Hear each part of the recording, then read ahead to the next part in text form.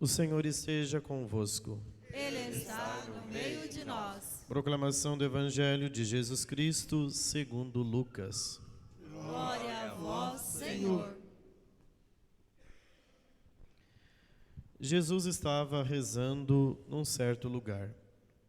Quando terminou, um de seus discípulos pediu-lhe: Senhor, ensina-nos a rezar, como também João ensinou a seus discípulos. Jesus respondeu: Quando rezardes, dizei: Pai, santificado seja o teu nome, venha o teu reino. Dá-nos a cada dia o pão de que precisamos, e perdoa-nos os nossos pecados, pois nós também perdoamos a todos os nossos devedores, e não nos deixes cair em tentação. E Jesus acrescentou: Se um de vós tiver um amigo e for procurá-lo à meia-noite e lhe disser: Amigo, empresta-me 3 pães, porque um amigo meu chegou de viagem e nada tenho para lhe oferecer. E se o outro responder lá de dentro: Não me incomodes, já tranquei a porta e meus filhos e eu já estamos deitados, não me posso levantar para te dar os pães. Eu vos declaro, mesmo que o outro não se levante para dá-los porque é seu amigo, vai levantar-se ao menos por causa da impertinência dele, e lhe dará quanto for necessário. Portanto, eu vos digo: pedi e recebereis, procurai e encontrareis, batei e vos será aberto. Pois quem pede, recebe, quem procura, encontra. E para quem bate, se abrirá. Será que algum de vós que é pai, se o filho pedir um peixe, lhe dará uma cobra? Ou ainda, se pedir um ovo, lhe dará um escorpião? Ora, se vós que sois maus, sabeis dar coisas boas aos vossos filhos, quanto mais o Pai do céu dará o Espírito Santo aos que o pedirem. Palavra da salvação. Glória a vós, Senhor.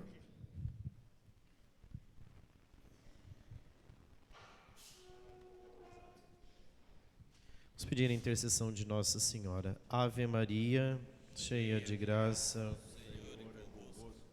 Bendita sois vós entre as mulheres. Bendito é o fruto do vosso ventre, Jesus.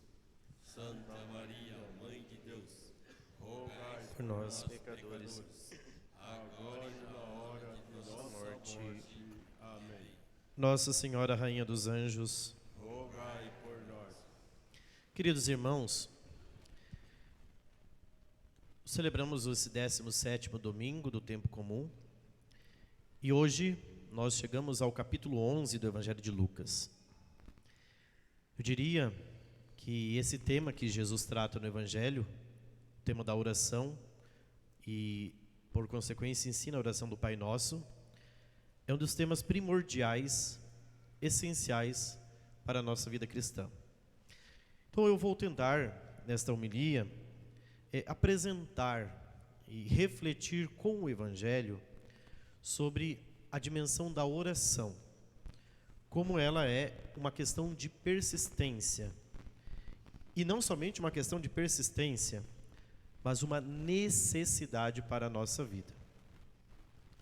Quando nós olhamos para o Evangelho, todos os Evangelhos, eles são catequeses profundas acerca de Jesus. Então, se você quer conhecer Jesus verdadeiramente, mergulhe nos Evangelhos. Por exemplo, se você vai ao mar, para que você possa conhecer o mar, é preciso que você mergulhe. Não basta que você somente olhe de fora. É o mergulho nele que fará você conhecer profundamente. Você pode ter uma ligeira ideia do que seja a partir de uma visão externa, mas quando você adentra, você o conhece. Assim também é a experiência com Jesus. Se nós queremos mergulhar, é preciso ir às fontes, sobretudo os evangelhos. E quando nós vamos aos evangelhos, nós temos 4 evangelhos: Mateus, Marcos, Lucas e João. Dos 4 evangelhos, 2 evangelhos ensinam a oração do Pai Nosso, que é o evangelho de Mateus e o evangelho de Lucas. Marcos e João não trazem a oração do Pai Nosso. Você pode ir lá conferir depois, por razões teológicas que não convém adentrar aqui porque demandaria tempo. Mas no evangelho de Mateus e Lucas, onde está inserida a oração do Senhor, a oração do Pai Nosso, a oração do Pai Nosso ela é sempre precedida por uma realidade. Mateus capítulo 6, a oração do Pai Nosso ela é precedida por uma palavra de Jesus que diz assim: olha, quando você for rezar, entra na cela interior, entra no teu quarto e ora ao teu Pai que está lá no escondimento. E o teu Pai que vê o que está escondido vai te dar recompensa. Imediatamente ele ensina a oração do Pai Nosso. Então, uma coisa Jesus falou aqui, olha, para rezar a oração do Pai Nosso, cela interior. No evangelho de Lucas, que nós ouvimos hoje, ele foi precedido no domingo passado por um evangelho semelhante, que foi o evangelho em que Jesus visitou Marta e Maria. Naquela ocasião, Jesus fez uma advertência a Marta, porque Marta estava inquieta, agitada por muitas coisas, enquanto Maria escolheu a melhor parte, que era estar aos pés do Senhor. Veja, para rezar, necessariamente dentro da casa, dentro da nossa cela interior, é preciso aquietar, é preciso silenciar. Não é possível exercer uma oração no meio da agitação. Não consegue. Por quê? Porque a agitação, ela causa dispersão. A oração, ela causa unidade, intimidade. Então, uma das características do Evangelho de Lucas é mostrar Jesus ensinando a oração. E aqui eu quero destacar 3 pontos, 3 ideias centrais do Evangelho que vão nos ajudar a compreender o valor, a necessidade da oração. Primeira ideia está no início do Evangelho. Os discípulos chegam para Jesus, lembra? O grupo dos discípulos no Evangelho de Lucas são o número dos 72. O grupo dos apóstolos, o número dos 12. Os 72, aqueles que estão no caminho com Jesus para Jerusalém, isto é, nós que estamos indo para Jerusalém Celeste, que é o céu, nós chegamos para Jesus e dizemos: Senhor, ensina-nos a rezar. Uma primeira ideia muito interessante: a oração é algo que precisa ser ensinado. Nós precisamos aprender a rezar. E Jesus é Ele mesmo quem ensina. Só que nós não sabemos rezar. Essa é uma verdade. Então nós precisamos pedir a Deus que nos dê a graça de pedir que Ele nos ensine a rezar. Porque nós não sabemos rezar. O próprio apóstolo Paulo diz assim que nós não sabemos orar como convém, nós não sabemos pedir o que convém. É o Espírito Santo que ora em nós, com gemidos inefáveis. Então, essa é uma primeira ideia. Para rezar, a gente precisa pedir a Deus que nos dê a graça de aprender a rezar, que Ele nos ensine a oração, assim como nosso Senhor ensinou a seus discípulos. Senhor, eu quero aprender a rezar, porque eu não sei rezar direito. Então, para rezar, é preciso pedir a graça da oração. Segunda ideia: a oração é algo que se aprende. Se é algo que é ensinável, é algo que nós precisamos aprender.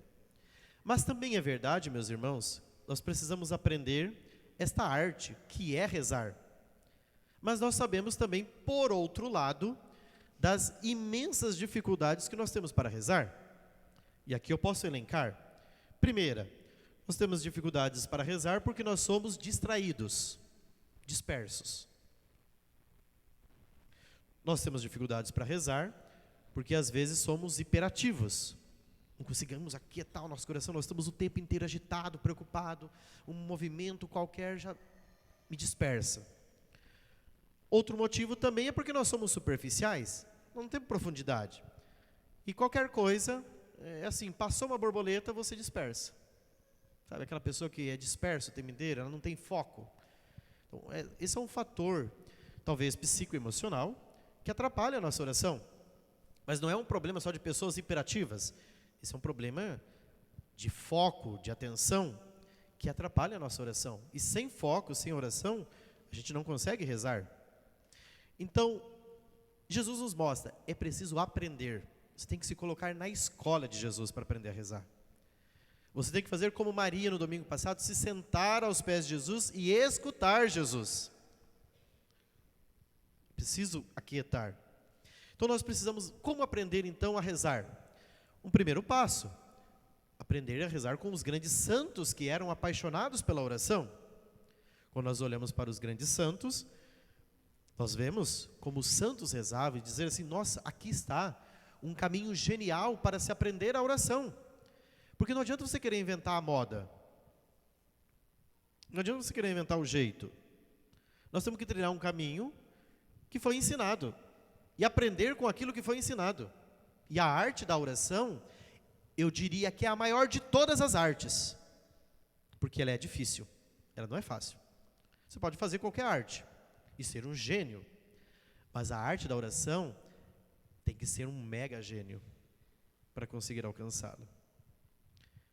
Então, vamos entender algumas confusões que nós temos acerca da oração. A primeira delas, oração não é só decorar fórmulas. Tem gente que pensa que rezar é ficar decorando fórmula.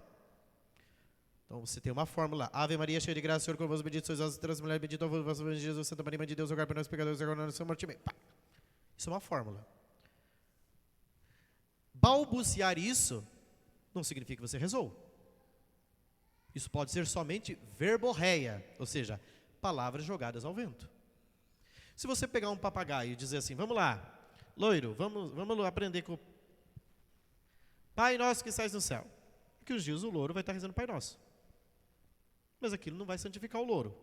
Vamos lá, louro, todo dia de manhã vamos rezar o Pai Nosso. Pai Nosso que estás no céu. Aquilo não é oração. Porque oração não é uma fórmula. O que é a oração, profundamente? A oração é mergulhar em Deus. Isso é oração. Eu vou usar a fórmula como instrumento para mergulhar em Deus. Mas eu não vou ficar preso à fórmula.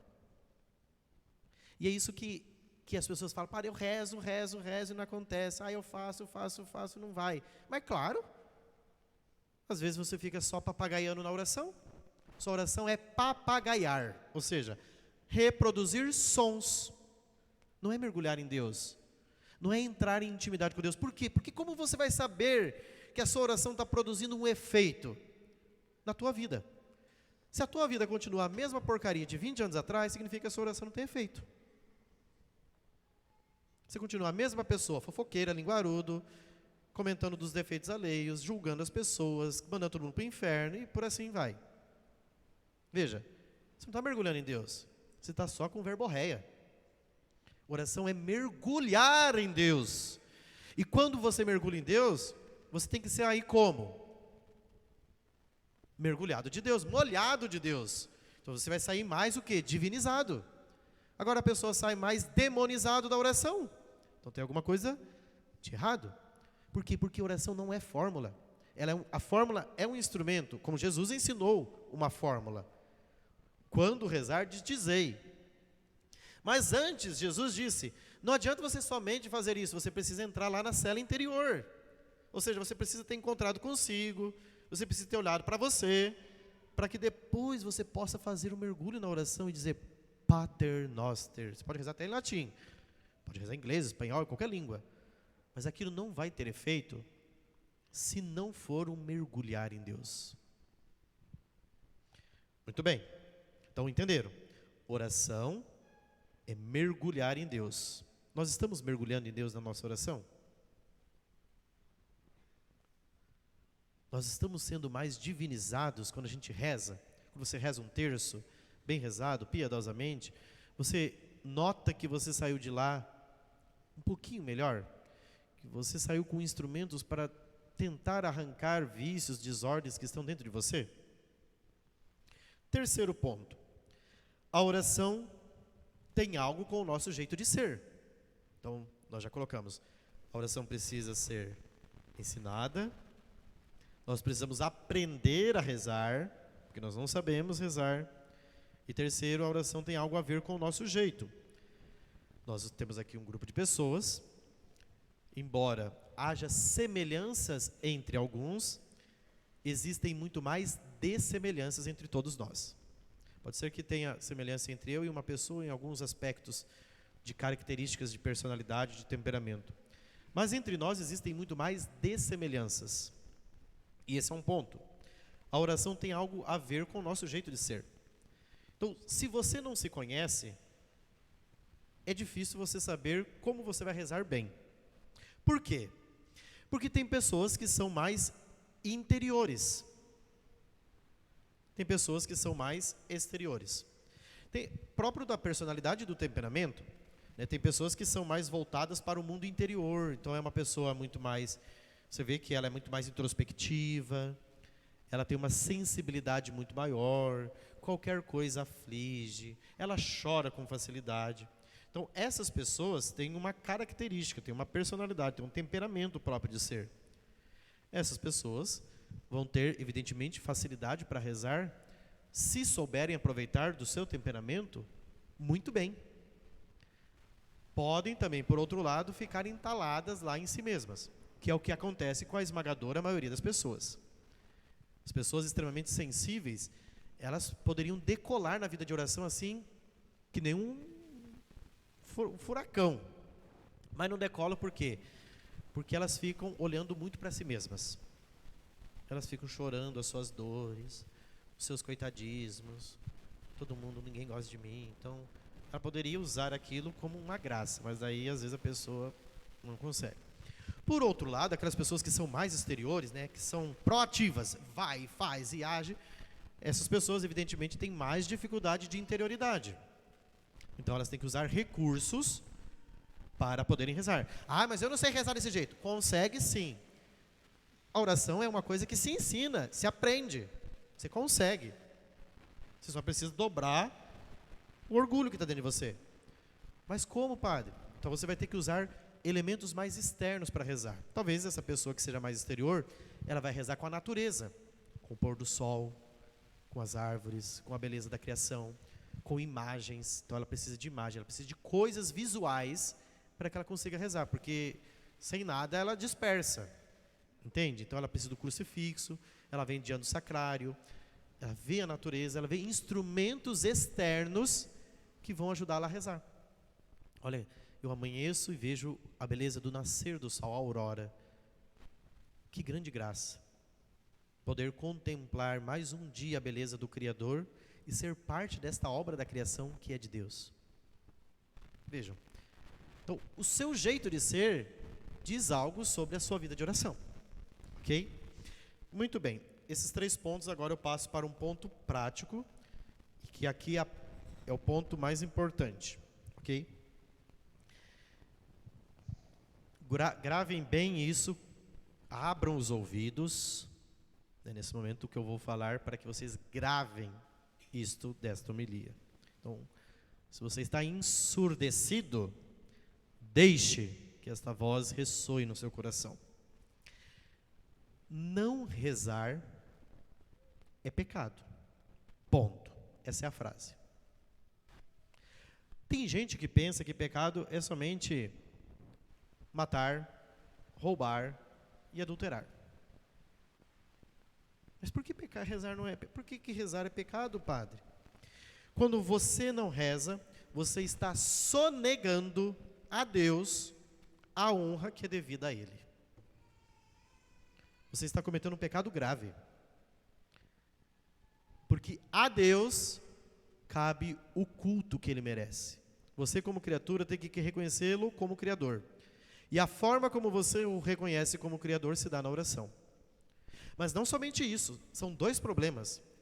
Quando você está sonegando a Deus aquilo que pertence a Deus, que é a oração, e você está atrapalhando as graças de Deus de serem derramadas na sua vida. Porque as graças que Deus quer nos derramar em nossas vidas, se dá por meio da oração. A oração é o canal para que a gente entre em intimidade com Deus. Portanto, veja, dois problemas graves quando você não reza. Sonegar aquilo que pertence a Deus. Segundo, atrapalhar para que as graças cheguem na tua vida. Porque as graças virão através da oração. Santo Afonso, um doutor da igreja, né? Nós vamos celebrar na próxima sexta-feira, dia 1º, ele dizia assim que os únicos que se salvarão sem rezar serão as crianças. Os demais só se salvarão pela oração. Por quê? As crianças ainda porque não aprenderam a rezar, porque estão aprendendo. E quando ele diz, são as crianças que estão balbuciando ainda, né? Embora o Salmo diga que o perfeito louvor vos é dado pelos lábios dos mais pequeninos. Então as crianças louvam a Deus mais do que os adultos. Vejam, nós só alcançaremos a salvação eterna pela oração. Mas, Padre do céu, por que a oração é tão fundamental? Por quê? Porque o melhor de Deus é dado na oração. O melhor que nós temos do Deus que nós amamos e queremos, você conhecerá pela oração. É por isso que Jesus ensinou para os seus discípulos a oração do Pai Nosso. Porque na oração do Pai Nosso, Jesus faz como que uma espécie de resumo daquilo que é fundamental para a nossa vida. Você não precisa de mais nada daquilo que está no Pai Nosso. E o que está contido no Pai Nosso? São Jerônimo diz que tem 3 pedidos escondidos no Pai Nosso, que às vezes a gente nem percebe. Explico. Primeiro pedido, a glória de Deus. A primeira coisa que nós reconhecemos na oração do Pai Nosso é a grande glória de Deus. Pai nosso que estais nos céus, santificado seja o teu nome. Venha a nós o vosso reino. Seja feita a tua vontade, assim na terra como no céu. A grande glória de Deus. Tudo pertence a Ele. Segundo, na oração do Pai Nosso nós pedimos os bens que nos conduzem a Deus. Por isso a gente reza: o pão nosso de cada dia, dai-nos hoje. Nós pedimos o pão de cada dia. E interessante que num comentário de Santo Agostinho, do Evangelho, no sermão 28, Santo Agostinho diz assim, olha, em grego, o adjetivo que acompanha o pão no Evangelho de Lucas é o epiousium. O que significa esse adjetivo? Significa o pão supersubstancial. O que é isso? Não é somente o pão material, o pão que a gente come na nossa mesa. É o pão do céu que Jesus está falando. Então o que você faz? Você pede o pão da sua mesa aqui, material, mas não pela mesa material. É para que você possa um dia comer o pão do céu lá no céu. Para que você tenha saúde, vida, tudo aqui nessa vida, para que você chegue no céu. Agora, tem gente louca que fica, ai Senhor, dá pão nesse dia de hoje, mas só está preocupado com a sua vida de hoje, com a sua vida do amanhã. Ela não está preocupada com o pão super substancial, que é o pão do céu. Olha, Senhor, dá-me o pão de hoje, para que um dia eu chegue no céu. Se for para dar o pão de hoje, para não chegar no céu, eu prefiro não ter. A mesma coisa de saúde. As pessoas pedem saúde para ter vida nessa vida, mas não para chegar na vida eterna. Ó, Senhor, se for para ter saúde, mas para ir para o inferno, eu prefiro ter uma desgraça de uma doença, para chegar no céu. Então, dai-me saúde, se a saúde for um instrumento para me levar ao céu. Veja, pedir a Deus o bem que me conduz a Ele. Porque os bens que Ele me dá aqui nessa vida, é para quê? Para que você curta a sua vidinha aqui e seja feliz nessa vida? Não, é para que você chegue à vida sobrenatural, no céu. Mas tem gente que fica pedindo aqui, depois a gente vê como fica o céu. Não tem como ver depois o céu. Não tem. Vai deixar para depois? Depois que você já estiver abraçado com o diabo para a eternidade? Entende? Tem umas insanidades nas pessoas. Contar com a misericórdia de Deus no último instante é uma graça. Mas também, sonegar a Deus aquilo que pertence a Deus é uma desgraça. Isso é sério. Porque aqui está em jogo a sua salvação eterna, a sua vida, a minha vida, a nossa vida. Portanto, meus irmãos, os bens que nos conduzem a Deus precisam ser pedidos para quê? Para obter a vida eterna. Terceiro, na última parte do Pai Nosso nós pedimos, perdoa-nos as nossas ofensas, assim como nós perdoamos o que nos tem ofendido, não nos deixes cair em tentação, mas livra-nos do mal. Nós pedimos que Deus retire todos os males que nos atrapalham de estar com Ele. 3 coisas, em resumo. Nós damos glória a Deus, porque reconhecemos que tudo pertence a Ele, na oração. Segundo, eu vou pedir para Deus que me dê aquilo que me conduz a Ele, nessa vida. Terceiro, que Ele retire tudo aquilo que atrapalha da minha vida de chegar até Ele. Ponto. Em resumo, é isso que é rezar.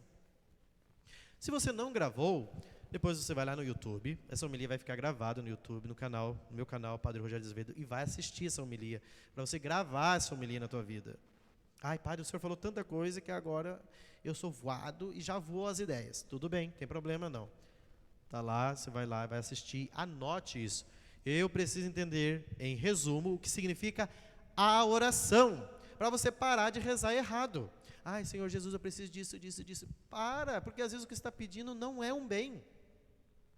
Às vezes você está pedindo muitas coisas para Deus que não são convenientes. Ai, Senhor, eu quero saúde porque eu quero viver para a eternidade nessa vida. Burrice, porque ninguém vai viver para a eternidade nessa vida. Então, Senhor, eu quero saúde enquanto o Senhor me der, e me dê a graça maior de chegar no céu. Ponto. Aí pediu certinho. Agora, pedir saúde para essa vida inteira, querer viver 150 anos aqui, virar múmia, é uma loucura, não é? Vai virar a múmia mesmo, porque só com 150 anos vai virar o quê? Não tem? Então, é uma insanidade. O Salmo diz que aqueles que chegam aos 80 anos de vida, a maior parte é ilusão e sofrimento. Os anos passam depressa e também nós assim passamos, não é verdade? Então, peça a Deus, Senhor, olha, eu quero o céu. Eu quero dar tudo aquilo que for conveniente para os meus filhos, mas para que eles cheguem no céu. Então eu vou dar tudo aquilo que eu puder de fazer de melhor, mas para que eles cheguem no céu. Porque pode ser que eu esteja dando um carro para o meu filho, que seja fonte de perdição eterna para o teu filho. Será que é conveniente dar isso daqui para o meu filho nesse momento? Não sei. Por isso eu preciso rezar, eu preciso obter de Deus a graça de ter um discernimento. E o discernimento a gente alcança de que forma? Mergulhando em Deus. E a gente mergulha em Deus através do quê? Da arte de todas as artes, que é a oração. Então, aprendamos, meus irmãos e irmãs, com esse ensinamento do Evangelho, a verdadeira arte da oração. E a oração, como eu dizia no início da homilia, é uma questão de persistência. Tem que persistir, que nem Abraão na primeira leitura, vocês viram? Senhor, se tivesse 50 justos, você não destruiria a cidade? Não destruiria. Ah, você é um pouquinho mais ousado. Se tivesse 45 justos, não destruiria. 30, 20, 10. Deus vai dizer, se tivesse um justo, eu não destruiria a cidade. Então veja, a persistência de Abraão, vai, Senhor, eu quero. Se você pedir, você vai receber, o Evangelho disse. Senhor, eu quero aprender a rezar, eu quero que o Senhor me ensine a verdadeira arte de mergulhar em vós. Peça isso na oração, quando você for rezar, com fé, com confiança, feche seus olhos, seja atrevido com uma ousadia de dizer, Senhor, eu quero aprender a rezar, como os discípulos rezaram, como Maria Santíssima rezou, como Santa Teresinha rezou, como os santos rezavam, para que eu mergulhe em vós, eu ame essa vida, mas não ame somente essa vida, ame a vida do céu, porque esta vida aqui é passageira, e o que me aguarda no céu é muito maior. Amém?